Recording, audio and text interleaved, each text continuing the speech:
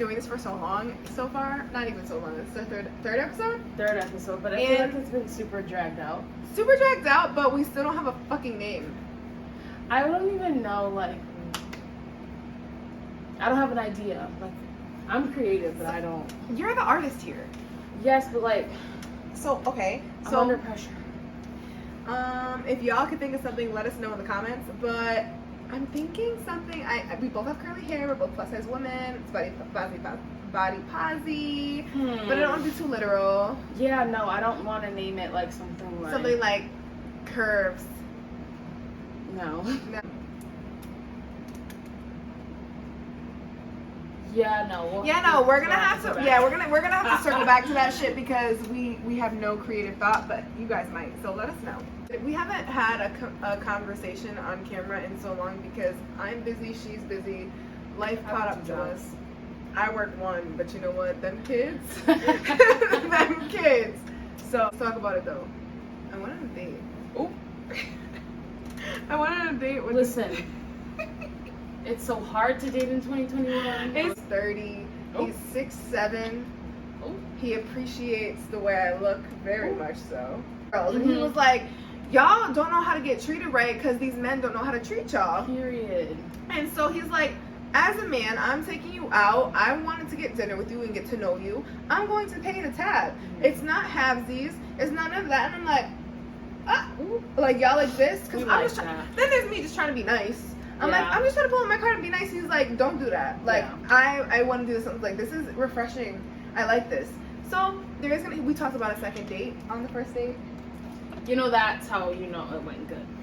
I know. So we're gonna go actually like bowl. He's like, let's do an activity next time. I feel like going out to eat is like, okay, but like doing an activity and like spending a little bit more than like an hour and some change with the person. I'm hearing that. I mean, but honestly, I'm hearing that. I am. But it depends on what the activity is. Because if we're gonna be out here, like for example, hiking on a date, like I'm gonna be out of breath. I'm gonna be sweating. First of all, I'm gonna get hot. When I'm hot, the whole day's over. Like, don't talk to me.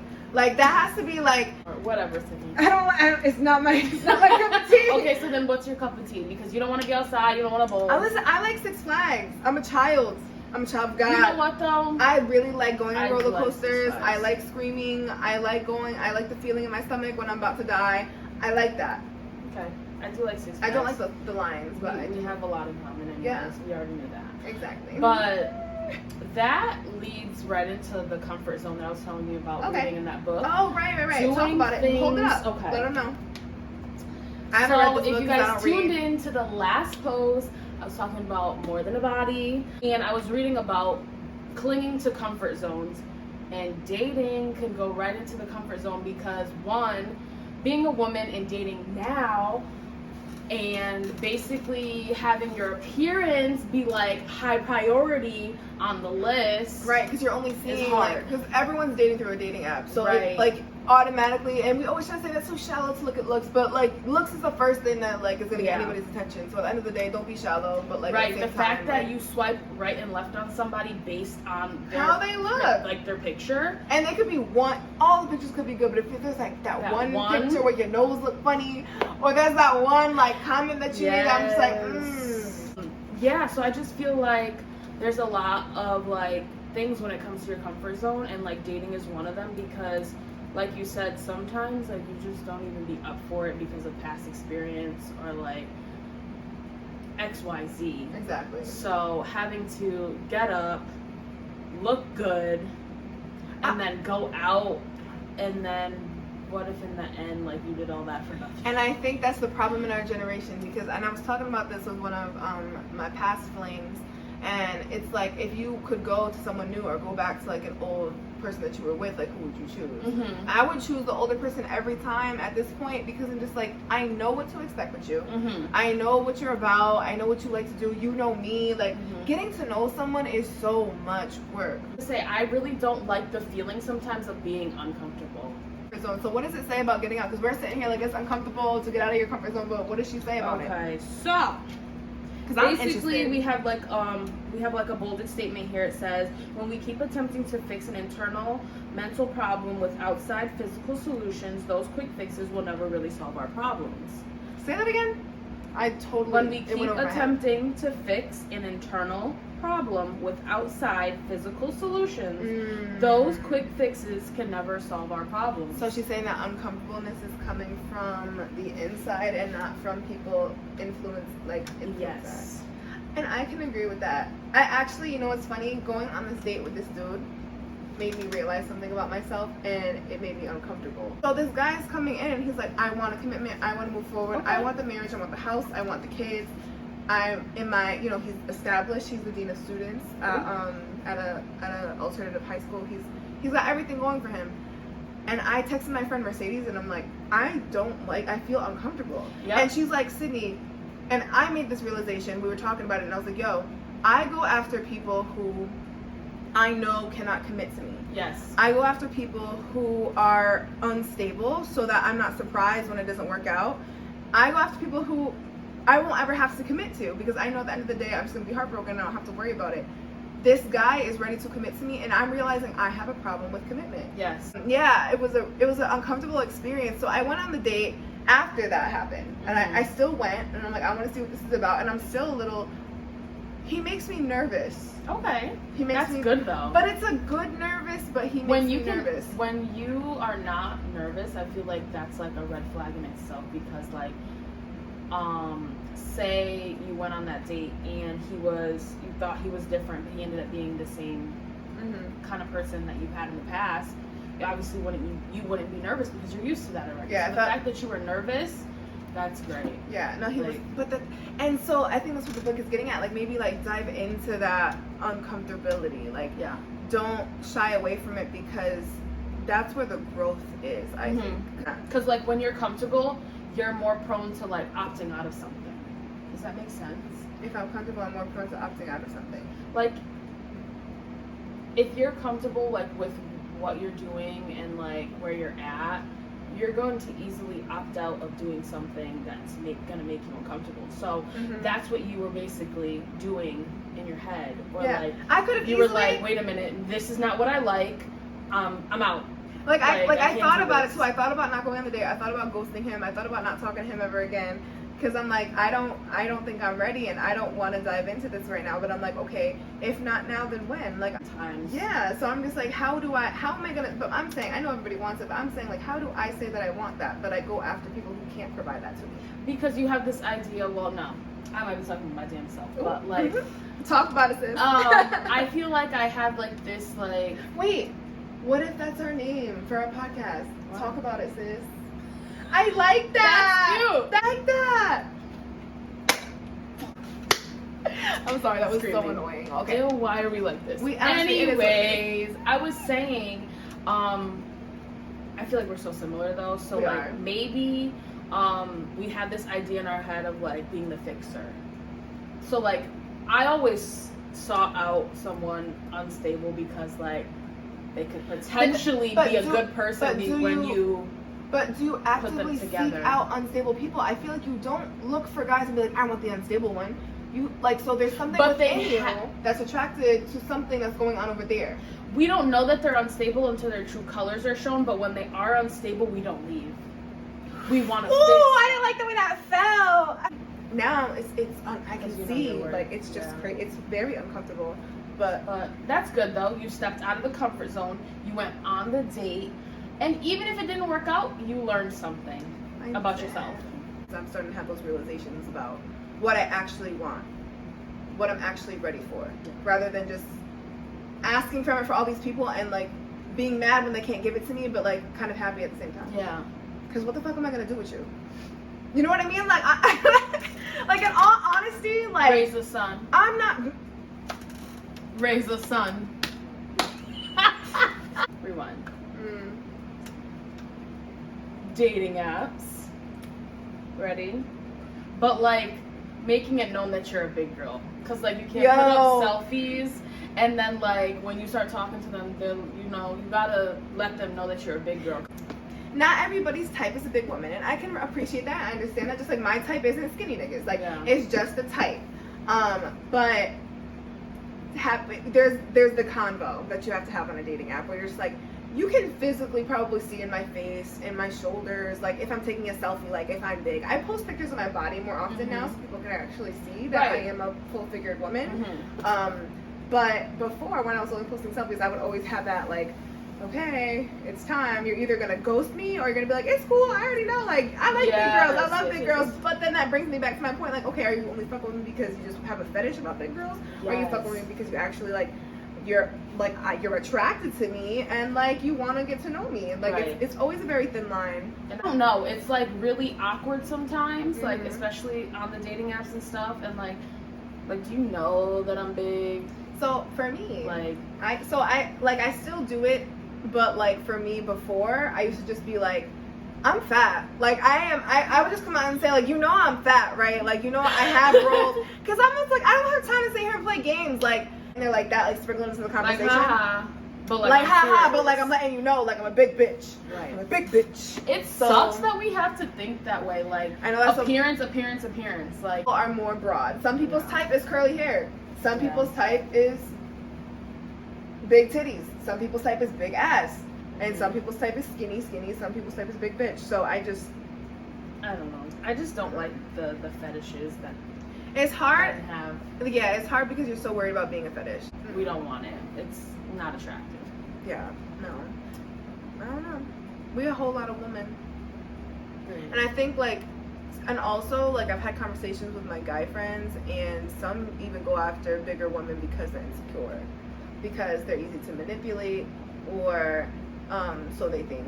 I don't know where this shit comes from. I'm glad you heard that shit because I didn't. Nah, like I've heard. So, comfort zones and clothes. So we did comfort zones and dating, but now we're gonna do comfort zone and clothes. What does the book say? I like to go with what the book says about.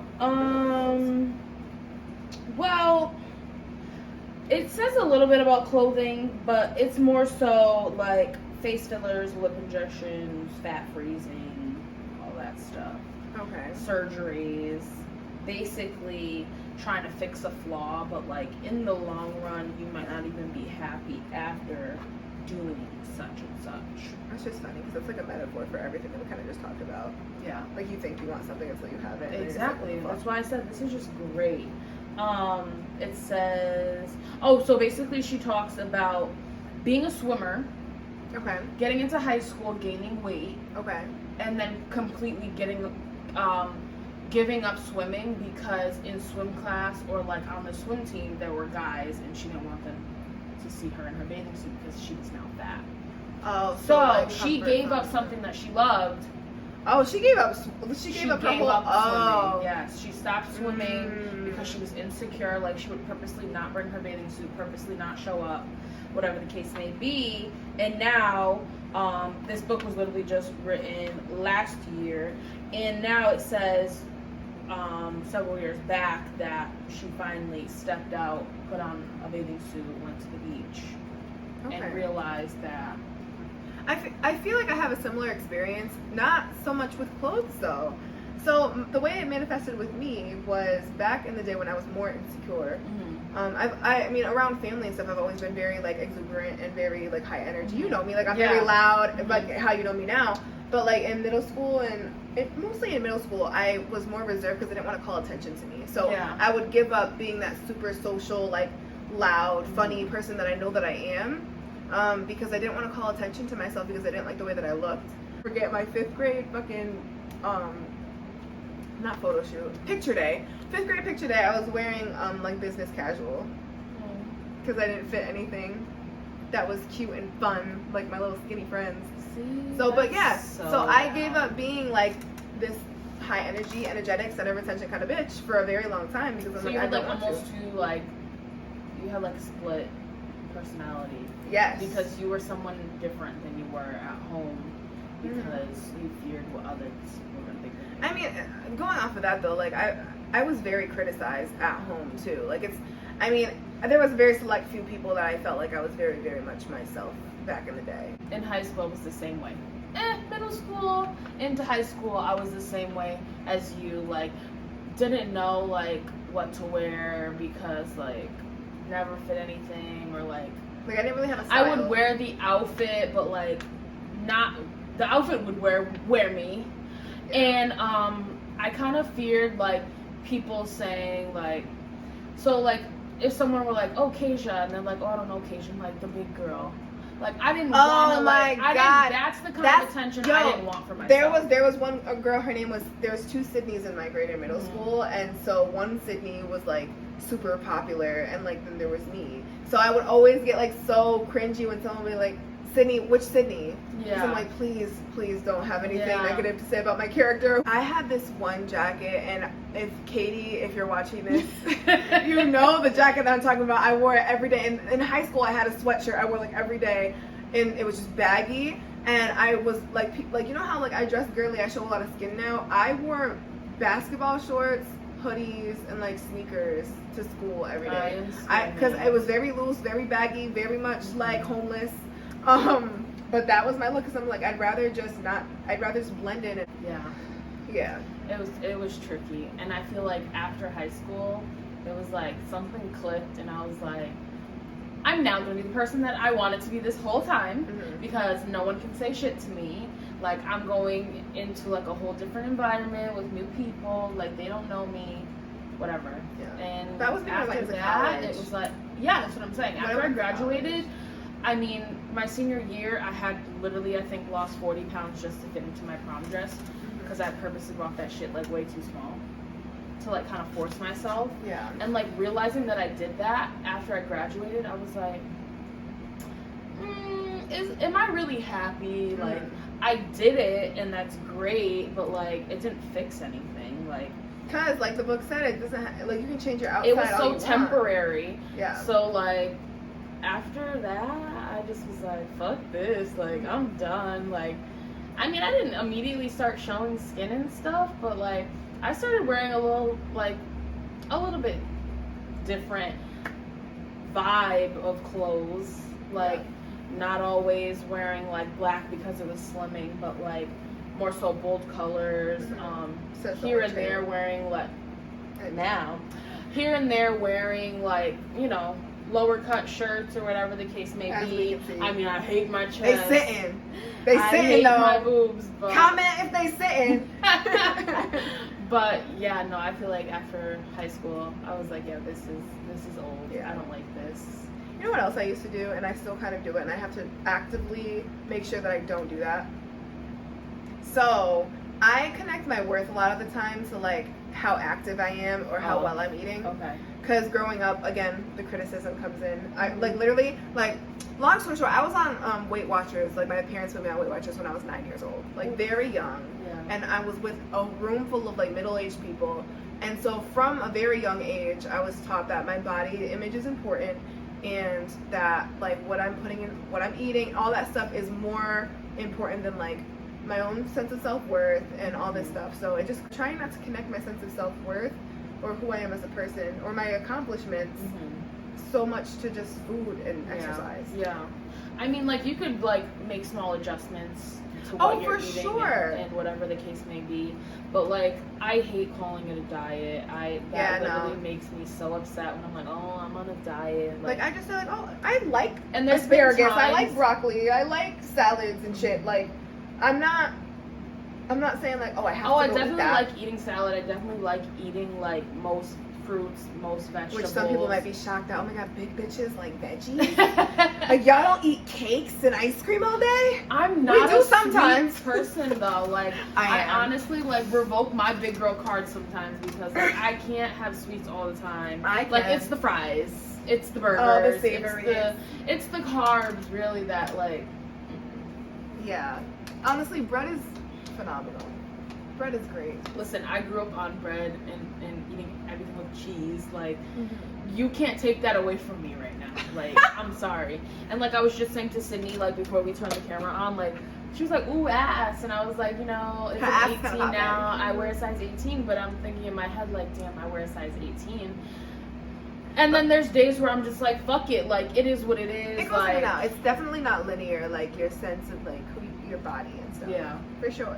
But like at the end of the day, like the fact that I said like I commented like, oh your ass getting cakey, and the first thing that out of your mouth was, oh, I'm a size 18. Yeah, like it's girl, so negative, and that's the self-objectification part. Yeah, of it. and I think all this kind of, I think this episode is really just about comfortability. Yeah. Like the whole thing, because I'm like thinking. It's literally titled Comfort Zones. Yes, comfort zones. Talk about it, sis. Comfort zones. So going into comfort zones again, going back to like we can't change like the outside. We can only change the inside really to make those whatever. Food. Yeah. Like people say comfort foods. Oh, that's my comfort food. But there's a pattern of eating that you do when you're stressed. There's a pattern of eating that you do when you're like, I can't function right now, and you revert back to a certain thing. When you are sad and you're not feeling yourself and you're watching TV, like you're going to grab the bag of chips, you're going to grab popcorn, you're gonna grab ice cream. And even though you know that it's like I probably shouldn't eat that. Like nobody's grabbing freaking broccoli and first like of all, chopping on some fucking if I'm going through grits. some shit, I'm not about to be eating. No. Think about it. Okay, food is comfortable because it's always connected to big events in your life. Birthdays, you eat cake. Like Thanksgiving, any family gathering, cookouts. Food is a very integral part of everybody's life. So when we're feeling stressed, we kind of try to go back to that time where we were around our family, where we were happy, where we were vibing, and nobody was really coming for you. I think if you're younger and you're watching this, something that I can offer to you about that is think about where that's stemming from. It doesn't always have to do with you exactly. It could be something totally unrelated. And to just take it with a grain of salt and keep it pushing.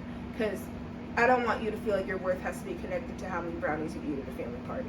Yeah. That's so whack. Like, you're such a bad bitch. Or you're such a fine man. Like, do what you gotta do. You know, what's the equivalent to bad bitch? And what's the equivalent of men's bad bitch? Bad bitch energy for a guy. I don't want to say like Grown man shit. No. Grown man shit? I don't know. Because then wouldn't it just be grown woman shit? When in doubt, Google has everything. Urban Dictionary me. It's not just having a big ass and big titties. Now it's having natural big asses and big titties. Like now it's like super unattainable kinds of things. And it's just like, I just don't want to be changing my body and adjusting to the male gaze ever. Second, to society's like current trending topics. Yeah. I could never keep up, and that's always going to change. I might as well just be myself. Eventually, it's going to come around. It's going to be my time to shine. Yeah. And I'm going to just enjoy that one month. It's always our time to shine, but like I felt that. Yeah. Like, who doesn't want to look like that? At like, there's some point in time where you're thinking about it. It crosses your mind like, I wish I looked like that.